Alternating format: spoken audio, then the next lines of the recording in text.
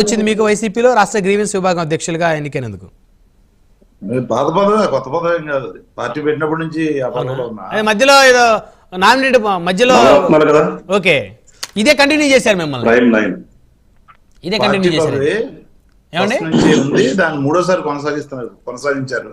Okay, అందుకు కూడా అధికార కూడా ఉన్నా పార్టీ పదవులు. ఒక సైడ్ రత్నము, ఒక సైడ్ గ్రీవియన్స్ నారాయణమూర్తి గారికి. మొత్తానికి మళ్ళీ కొనసాగించారు మిమ్మల్ని కొత్తగా మళ్ళీ. Anyway congratulation sir. Thank you.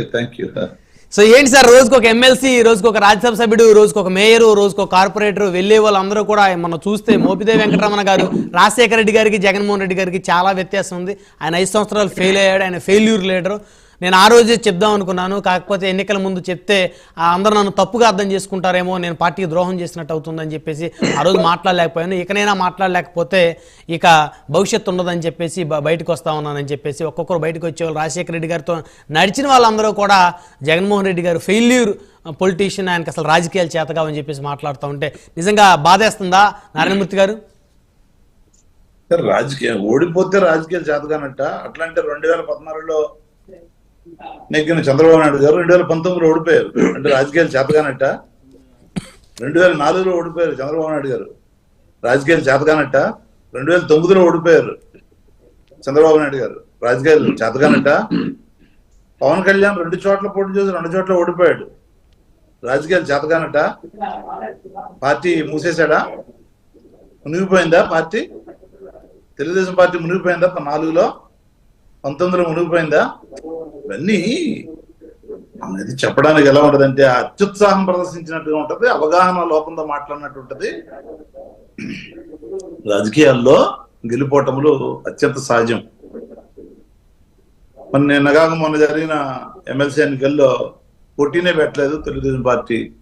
దాన్ని వాళ్ళు ఆల్రెడీ మునిగిపోయినట్టు అని చెప్పేసి అన్నాలా? అది సవ్యనాలా? అంటే బొత్స సత్యనారాయణ గారు నెగ్గిన ఎమ్మెల్సీకి వాళ్ళు పోటీని పెట్టలేకపోయారు అధికారంలో ఉండి కూడా. దాన్ని అట్లా అనొచ్చా మనం? అది కరెక్ట్ కాదు. తమిళనాడులో 1978 ఏఐడిఎంకి 2 సీట్లు వచ్చాయి, 2 ఎమ్మెల్యేలు నెగ్గారు. మూసేశారా పార్టీని? వెంటనే 82లో మళ్ళీ అధికారంలోకి వచ్చింది. మళ్ళీ డిఎంకి 2 సీట్లు వచ్చాయి. మళ్ళీ 85లో మళ్ళీ అధికారంలోకి వచ్చింది డిఎంకే. అంటే నేనేమంటానంటే ఇవి చరిత్ర చూసినా మనకు క్లియర్ గా అర్థమవుతా ఉంది. ఒక్కొక్కసారి అది ప్రజల యొక్క తీర్పుని మనం శిరసావహించాలి, దాన్ని బట్టి ముందుకు పోవాల్సిన అవసరం ఉంటుంది. అదేవిధంగా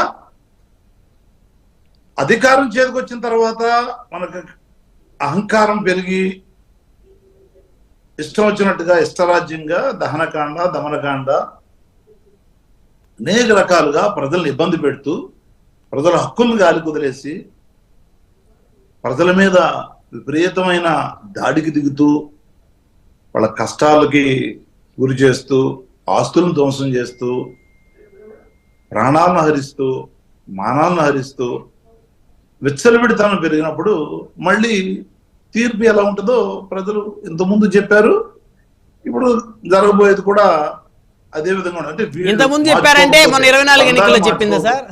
ఒప్పుకున్నారు పాపం. తొందరగా మార్చుకోకపోతే ఆ తీర్పు మళ్ళీ 2029లో చూడడానికి సిద్ధంగా ఉండాల్సి వస్తుంది అని నేను అంటా. ఇప్పుడంటే ఇప్పుడు చూడండి, ఆ ఈవీఎంలు లెక్క పెట్టమంటే డమ్మీ ఈవీఎంలు తీసుకొని చూపిస్తాను అంటున్నారు. అది కాదు కదా. ఒక సంఘటన జరిగింది, విచారణ చేయమంటే అవన్నీ చురిపేసి వాళ్ళందరూ ఆ క్యారెక్టర్లను తీసేసి కొత్త క్యారెక్టర్లను ప్రవేశపెట్టి ఇదిగో ఇట్లా చూపిస్తానంటే అంటే భయపడుతూ, వీళ్ళు నమ్ముతూ మేము చీటింగ్ చేశాము, మేము మాల్ ప్రాక్టీస్ చేసి నెగ్గాము అనేటటువంటి ఉద్దేశాన్ని, ప్రజల్లో ఉన్న ఉద్దేశాన్ని నిజం చేస్తూ వీళ్ళు ఇవాళ బాలినేని గారు చెప్పినప్పుడు కానివ్వండి, అదేవిధంగా విజయనగరంలో జరుగుతున్న సంఘటనలు కానివ్వండి చూస్తూ ఉంటే కనపడతా ఉన్నాయి. ఈ తీర్పు ఎలాంటి తీర్పు అనేది ప్రజలు ఆలోచిస్తా ఉన్నారు. దాని గురించి కూడా ప్రజలకు తెలుసు ఏం జరిగింది అనేది. అయితే దాన్ని నిరూపించడానికి ఆధారాలు కావాలి కాబట్టి నిరూపించడానికి ప్రభుత్వం కూడా సిద్ధంగా లేదు కాబట్టి దానికి సమయం పట్టొచ్చేమో కొంచెం, అంతే తప్ప నిజాన్ని అబద్ధాన్ని నిజాన్ని చేయలేదు. అంటే ఇందాకే కదా సార్ మీరు ప్రజలు ఇచ్చిన తీర్పు ప్రజల్లో ఉన్న శిరసా అభిమానం అలాగే వహిస్తున్నాం ఉంటుంది. అన్నారు. నారాయణమూర్తి గారు సో నేనేమంటానంటే మంచి పాలన అందించాను. గుడ్లవల్లేరు చూడండి, వందలాది మహిళల బాలికల హక్కులను కాలరాస్తూ వాళ్ళ మాన ప్రాణాలకి అసలు ఏ విధంగానూ కూడా అక్కడ రక్షణ లేకుండా ఏనాడు జరగని విధంగా ఇవాళ ఇక్కడ జరుగుతూ ఉంది. మొన్నటికి మొన్న ఆ కాలేజీ పేరు చెప్పడే ఉద్దేశం నాకు లేదు.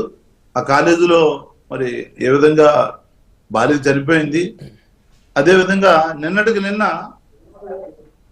అక్కడ పాడారు అరకులో డుమ్రిగూడ బాలికల ఏదైతే వసతి గృహం ఉందో హాస్టల్, దాంట్లో అస్వస్థ ఇవాళ ఏదైతే అరకు ఉందో అరకు హాస్పిటల్లో చికిత్స పొందుతూ ఉన్నారు. నిన్న IIIT వందలాది మంది విద్యార్థులు అస్వస్థకు గురవడం.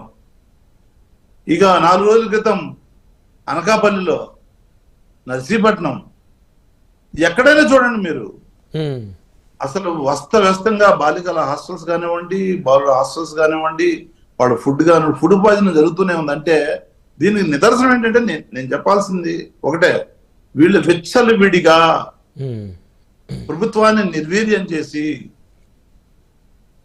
ప్రభుత్వ ఉద్యోగులను పనిచేయనివ్వకుండా బిళ్ళ పట్టుకొని వస్తే మీకు నమస్కారం పెట్టాలి, టీ ఇవ్వాలి, కాఫీ ఇవ్వాలి అని చెప్పేసి ఆ రోజు ఎప్పుడైతే మొదలు పెట్టారో వీళ్ళు రాజ్యాంగం అని చెప్పేసి అధికారం వచ్చింది, బ్రహ్మాండంగా పాలించవచ్చు, ఇంకా మంచి పేరు తెచ్చుకోవచ్చు, మంచి చేయాలనే తపనతో మంచి చేస్తే మంచిదే అది. అట్లా కాకుండా అక్రమ మార్గంలో ఇట్లా ప్రయాణిస్తూ అస్తవ్యస్తం చేసే కార్యక్రమాన్ని చేయడం మంచిది కాదు, అది సవ్యం కాదు అని చెప్పి నేను అంటా ఉన్నా. ఎవరిని పని చేసుకోనివ్వకుండా పోలీసు వ్యవస్థను నిర్వీర్యం చేశారు కదా. ఆ లేడీ ఎస్ఐ నెల్లూరులో ఎంత అసహ్యంగా ఆమెని మరి ఏ విధంగా ట్రీట్ చేశారో చూడండి. మీద పడి వీళ్ళంతా ఒక లీడర్ తెలుగుదేశం పార్టీకి సంబంధించిన లీడర్ మరి ఆ ఎస్ఐని పట్టుకొని అసలు ఆమె బ్రీత్ పెట్టినందుకు మా వాళ్ళగా బ్రీత్ పెడతామని చెప్పేసి వాళ్ళని కానిస్టేబుల్ కానివ్వండి, అదే జిల్లాలో మళ్ళీ కానిస్టేబుల్ కర్రతో కొట్టిన సంఘటన కానివ్వండి, అదే విధంగా ఈ పక్క జిల్లాలో మరి సిఐని కాలర్ పట్టుకున్న సంగతి కానివ్వండి, అదే విధంగా ఇవన్నీ చెప్పుకుంటూ పోతే అనేక రకాలుగా ఇవాళ చట్టాన్ని అపహాస్యం పాలు చేస్తా ఉన్నారు. వాళ్ళ పనులు వాళ్ళు చేసుకునివ్వకుండా, ఉద్యోగుల్ని వాళ్ళ పనులు వాళ్ళు చేసుకోకుండా ఈ సూపర్ 6 అనేటటువంటి ఏదైతే హామీలు ఇచ్చారో ఆ సూపర్ 6 లో వీళ్ళు చెప్పిన చేయలేకపోవడం వల్ల అవి ఎక్కడ ప్రశ్నిస్తారో